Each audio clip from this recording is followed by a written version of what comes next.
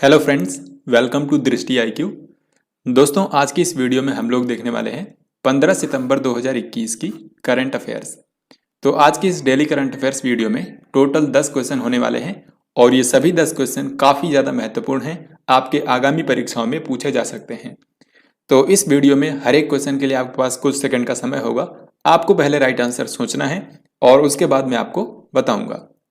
तो चलिए आज की वीडियो शुरू करते हैं। यहां पर आपके सामने सबसे पहला क्वेश्चन है, प्रत्येक वर्ष दुनिया भर में अंतर्राष्ट्रीय लोकतंत्र दिवस यानी कि इंटरनेशनल डे ऑफ डेमोक्रेसी ये कौन से दिन मनाया जाता है? इसका सही उत्तर होगा ऑप्शन सी यानी कि 15 सितंबर।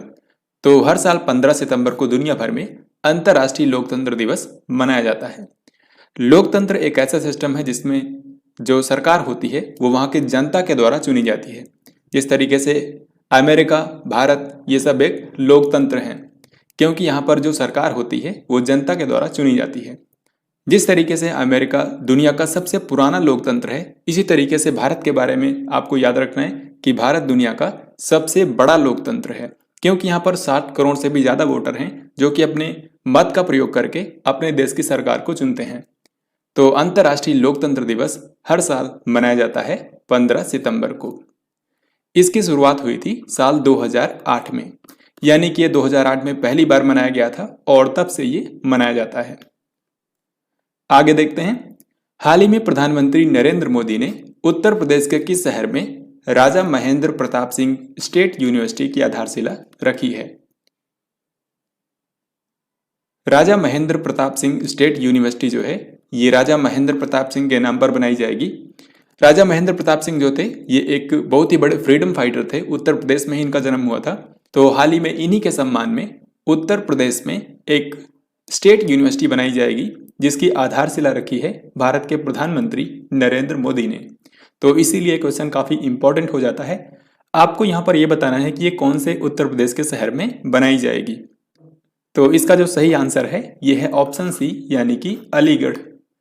अलीगढ़ के बारे में आपने सुना होगा कि अलीगढ़ यहाँ पर मुस्लिम यूनिवर्सिटी है जो कि दुनिया भर में फेमस है। साथ ही अलीगढ़ एक और चीज़ के लिए फेमस है और वो है अलीगढ़ के ताले।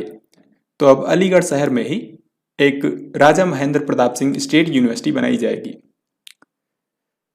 इसके बाद नेक्स्ट क्वेश्चन है, संसद टीवी के पहले मुख्य कार्यकारी अधिकारी यानी कि CEO कौन बने हैं? दोस्तों, आपको याद होगा इसी साल मार्च महीने में लोकसभा टीवी और राज्यसभा टीवी का विलय करके संसद टीवी को बनाया गया था। तो उसी के साथ इसके पहले CEO यानी कि चीफ एग्जीक्यूटिव ऑफिसर के रूप में रवि कपूर को अपॉइंट किया गया था। तो इनको 1 साल के लिए अपॉइंट किया गया था। हाल ही में संसद टीवी एक बार फिर से न्यूज में इसलिए है क्योंकि अब इसको आधिकारिक रूप से आज के ही दिन यानी कि 15 सितंबर को अंतर्राष्ट्रीय लोकतंत्र दिवस के अवसर पर इसका शुभारंभ किया जाएगा। तो ऑफिशियली आज इसको लॉन्च किया जाएगा। भारत के उपराष्ट्रपति M वेंकैया नायडू, साथ ही भारत के प्रधानमंत्री नरेंद्र मोदी और जो लोकसभा के अध्यक्ष हैं ओम बिरला, ये तीनों लोग संयुक्त रूप से इस संसद टीवी का शुभारंभ करेंगे। यहां पर नेक्स्ट क्वेश्चन है, हाल ही में तमिलनाडु सरकार ने सरकारी नौकरियों में महिला आरक्षण 30% से बढ़ाकर कितने % कर दिया है? तो तमिलनाडु में अभी तक जो गवर्नमेंट जॉब्स होती हैं उनमें महिलाओं के लिए 30% जो सीट्स हैं वो आरक्षित की जाती हैं, लेकिन अब इसको बढ़ा करके 40% किया जाएगा। तो इसका सही आंसर होगा ऑप्शन सी 40%। इसके लिए राज्य सरकार संशोधन भी करेगी, तो ये आपको याद रखना है।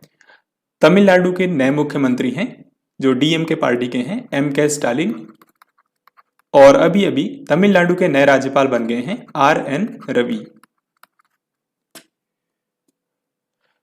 निम्न में से किस देश में दुनिया का सबसे बड़ा कार्बन कैप्चर प्लांट स्थापित किया गया है? कार्बन कैप्चर प्लांट क्या है, सबसे पहले आपको यह जानना है। तो दोस्तों, आप इसके नाम से ही समझ सकते हैं कि ये कार्बन को कैप्चर करता है यानी कि कार्बन को सोखता है। तो ये जो प्लांट है ये हवा में मौजूद जो कार्बन डाइऑक्साइड होती है उसको ये एब्जॉर्ब कर लेता है। इस तरीके से ये कार्बन उत्सर्जन को कम करता है।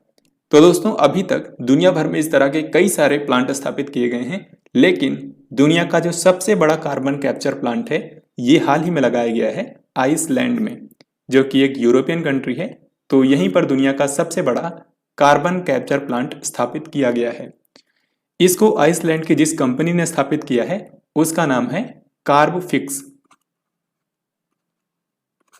कार्बफिक्स नाम की एक आइसलैंड की कंपनी है जिसने इसको स्थापित किया है। साथ ही इस कंपनी का यह भी दावा है कि ये जो प्लांट स्थापित किया गया है ये साल भर में 4000 टन कार्बन डाइऑक्साइड को ये सोखेगा। तो आपको याद रखना है दुनिया का सबसे बड़ा कार्बन कैप्चर प्लांट आइसलैंड देश में स्थापित किया गया है। देन इसके बाद नेक्स्ट क्वेश्चन है, प्रधानमंत्री नरेंद्र मोदी आगामी 24 सितंबर को किस देश की आधिकारिक यात्रा पर होंगे? ये बहुत ही ज्यादा इंपॉर्टेंट क्वेश्चन है क्योंकि प्रधानमंत्री नरेंद्र मोदी हाल ही में अमेरिका की यात्रा पर जाने वाले हैं। ये जो अमेरिका की इनकी यात्रा होगी इसमें ये 2 सम्मेलन में हिस्सा लेंगे। ये आपको बहुत ही अच्छे से याद रखना है। पहला सम्मेलन है क्वाड सम्मेलन। जो दोस्तों आप जानते हैं क्वाड ग्रुप है, इसमें 4 देश आते हैं, भारत, अमेरिका, जापान और ऑस्ट्रेलिया।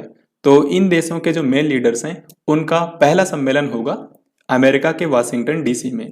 तो इसमें शामिल होने के लिए भारत के प्रधानमंत्री नरेंद्र मोदी अमेरिका की यात्रा पर जाएंगे। साथ ही इस सम्मेलन के बाद 25 सितंबर को एक और सम्मेलन होगा और यह होगा संयुक्त राष्ट्र महासभा का 76वां सम्मेलन। तो संयुक्त राष्ट्र महासभा का जो 76वां सत्र होगा इसको भी भारत के प्रधानमंत्री नरेंद्र मोदी संबोधित करेंगे। तो इन्हीं में हिस्सा लेने के लिए भारत के प्रधानमंत्री नरेंद्र मोदी अमेरिका की यात्रा पर जाएंगे। हाल ही में किस राज्य की सरकार ने बाजरा मिशन की शुरुआत की है? इसका सही उत्तर होगा ऑप्शन डी यानी कि छत्तीसगढ़। तो आप जानते हैं छत्तीसगढ़ में इस समय कांग्रेस की सरकार है और यहाँ के मुख्यमंत्री भूपेश बघेल हैं। तो भूपेश बघेल की सरकार ने राज्य को बाजरा के लिए एक हब बनाने के लिए हाल ही में बाजरा मिशन की शुरुआत की है। तो इसमें क्या है कि जो बाजरा की खेती करने वाले किसान हैं उनकी हर संभव मदद की जाएगी ताकि छत्तीसगढ़ को भारत के एक बाजरा हब के रूप में विकसित किया जा सके। अंतर्राष्ट्रीय ओलंपिक समिति ने इनमें से किस देश को 2022 शीतकालीन ओलंपिक से निलंबित कर दिया है? यानी कि यह देश 2022 के जो विंटर ओलंपिक गेम्स होंगे उसमें शामिल नहीं हो पाएगा क्योंकि इसको आईओसी ने सस्पेंड कर दिया है। तो ये देश है ऑप्शन डी यानी कि उत्तर कोरिया। नॉर्थ कोरिया को हाल ही में सस्पेंड कर दिया गया है। इसके पीछे कारण यह है कि इस साल के जो समर ओलंपिक गेम्स हुए थे टोक्यो में उसमें उत्तर कोरिया ने हिस्सा नहीं लिया था और इसके पीछे इन्होंने कारण दिया था कोविड-19 का।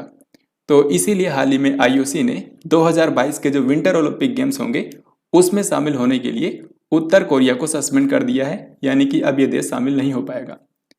यहाँ पर मैं आपको बता दूं जो 2022 के विंटर ओलंपिक गेम्स होंगे इनको होस्ट करेगा चाइना और इसका आयोजन किया जाएगा चाइना की राजधानी बीजिंग में। इसके बाद नेक्स्ट क्वेश्चन है, इनमें से किस आईआईटी संस्थान ने प्रोजेक्ट उड़ान लॉन्च किया है जो कि पाठ्यपुस्तकों यानी कि टेक्स्ट बुक्स के अनुवाद को सक्षम बनाता है? इसका सही उत्तर होगा ऑप्शन ए यानी कि आईआईटी बॉम्बे। तो हाल ही में आईआईटी बॉम्बे ने प्रोजेक्ट उड़ान लॉन्च किया है जिसके तहत जो टेक्स्ट बुक्स हैं और जो दूसरे स्टडी मटेरियल हैं उनको अनुवाद यानी कि ट्रांसलेट करने में ये हेल्प करेगा। तो प्रोजेक्ट उड़ान को लॉन्च किया है आईआईटी बॉम्बे ने। साथ ही आपको पता होगा हाल ही में NIRF रैंकिंग जारी हुई थी जिसमें भारत के संस्थानों को रैंक किया जाता है। तो उसमें भारत के जो इंजीनियरिंग के लिए संस्थान हैं उसमें आईआईटी बॉम्बे जो है ये तीसरे स्थान पर था। पहले स्थान पर था आईआईटी मद्रास, उसके बाद दूसरे स्थान पर था आईआईटी दिल्ली और तीसरे स्थान पर था आईआईटी बॉम्बे। अब इसके बाद यहाँ पर आज का लास्ट क्वेश्चन है, आपको यहाँ पर बताना है कि भारत में प्रत्येक वर्ष इंजीनियर दिवस किस दिन मनाया जाता है? तो भारत में हर साल इंजीनियर दिवस मनाया जाता है 15 सितंबर को, क्योंकि 15 सितंबर को जन्मदिन होता है डॉक्टर M विश्वेश्वरैया का जो कि भारत के एक महान सिविल इंजीनियर थे। तो उन्हीं के सम्मान में हर साल 15 सितंबर को इंजीनियर दिवस मनाया जाता है। तो 15 सितंबर को आपको 2 इंपॉर्टेंट डेज याद रखने हैं, अंतर्राष्ट्रीय लोकतंत्र दिवस और भारत में राष्ट्रीय स्तर पर इंजीनियर दिवस। तो अब हम लोग देखते हैं यहाँ पर कल का क्वेश्चन। कल आपसे पूछा गया था कि महिला और बाल विकास मंत्रालय द्वारा सितंबर 2021 को किस रूप में मनाया जा रहा है? तो इस पूरे महीने को सितंबर 2021 को भारत का जो महिला और बाल विकास मंत्रालय है ये पोषण माह के रूप में मना रहा है। तो इसका सही आंसर होगा ऑप्शन सी, पोषण माह। अब हम लोग देखते हैं आज का क्वेश्चन, जिसका राइट आंसर आप सभी को कमेंट बॉक्स में लिखकर बताना है। यहाँ पर क्वेश्चन ये है कि इस साल जो असम विधानसभा चुनाव हुए थे उसमें किस पार्टी ने सर्वाधिक सीटों पर जीत दर्ज की है। असम विधानसभा चुनाव 2021 में कौन सी पार्टी ने सबसे ज्यादा सीटों पर जीत हासिल की है, ये आपको बताना है। तो इस तरीके से हम लोगों ने आज यानी कि 15 सितंबर 2021 के सभी इंपॉर्टेंट करंट अफेयर्स यहाँ पर देखे हैं जो आपके आगामी परीक्षाओं में पूछे जा सकते हैं। तो आई होप कि आपको ये वीडियो डेफिनेटली पसंद आया होगा, और अगर आपको ये वीडियो पसंद आया है तो इसको लाइक और शेयर जरूर करें। हम मिलेंगे आपसे नेक्स्ट वीडियो में, तब तक के लिए जय हिंद, जय भारत।